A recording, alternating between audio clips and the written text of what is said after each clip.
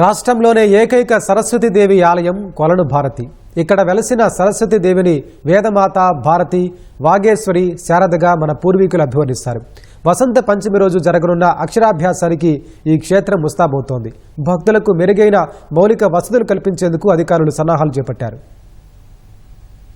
నంద్యాల జిల్లా కొత్తపల్లి మండలం శివపురం సమీపంలోని నల్లమల అటవీ ప్రాంతంలో కొలను భారతి ఆలయం వెలసింది. చారుఘోషిణి నది ఒడ్డున ఉన్న ఈ క్షేత్రం రాష్ట్రంలోనే ఏకైక సరస్వతీ క్షేత్రం కావడం గమనార్హం. కొలను భారతిలో వెలసిన సరస్వతి అమ్మవారి మూల విరాట్ ఎదురుగా శ్రీచక్రం ఉండడం ప్రత్యేకత.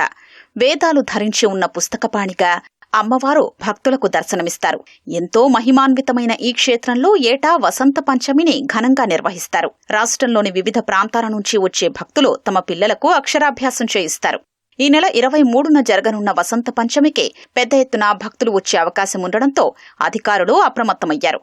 భక్తులకు ఇబ్బందులు లేకుండా మౌలిక వసతులు కల్పించేందుకు సన్నాహాలు చేపట్టారు.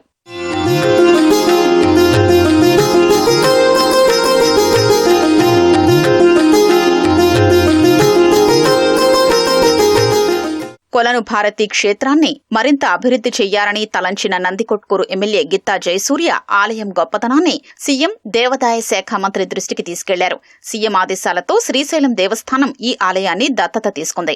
వసంత పంచమి ఏర్పాట్లను జయసూర్యతో కలిసి శ్రీశైలం ఆలయ ఈవో శ్రీనివాసరావు పరిశీలించి సమీక్ష నిర్వహించారు. అక్షరాభ్యాసం కోసం ప్రత్యేక ప్లాట్ఫామ్, మంచినీటి వసతి, భక్తులు స్నానాలు చేసేందుకు ఏర్పాట్లు, ఉదయం నుంచి రాత్రి వరకు అమ్మవారి ప్రసాదాలు, అన్నదానం ఏర్పాటు చేయనున్నారు. మనకు సరస్వతి అమ్మవారి టెంపుల్ ఆంధ్రప్రదేశ్లో లేదనుకుంటున్నటువంటి కొంతమందికి తెలియనటువంటి పరిస్థితి ఉంది. ఎందుకంటే ఇది కేవలం కొంత ప్రాంతానికే పరిమితమైపోయినటువంటి పరిస్థితి. కూటమి ప్రభుత్వం వచ్చిన తర్వాత గుడిని అభివృద్ధి చేయాలనే ముఖ్య ఉద్దేశంతో ఈ గుడిని ఎన్నుకోవడం, దత్తత తీసుకుని శ్రీశైలానికి రోడ్లు కానివ్వండి, ఇక్కడ ఉన్నటువంటి మౌలిక వసతులు కూడా కొంచెం కల్పించినట్లయితే వచ్చిపోయేటువంటి భక్తులకు ఇబ్బంది లేకుండా వస్తారనేది, ఇక్కడ మంచి ఒక టూరిస్ట్ కూడా దీన్ని డెవలప్ చేసుకోవడానికి మనకు ఆస్కారం ఉందని చెప్పేసి కూడా ఈ సందర్భంగా తెలియజేస్తుంది. 23వ తారీఖు కొలను భారతి సరస్వతి అమ్మవారి వసంత పంచమి ఉత్సవాల సందర్భంగా శ్రీశైల దేవస్థానం ఆధ్వర్యంలో మరి ఈ కార్యక్రమాలను చేపట్టాలి. కాబట్టి మౌలిక సదుపాయాలను కల్పించడం అనేది ఇంకా ఎక్కువగా అవసరం అనేటువంటి భావన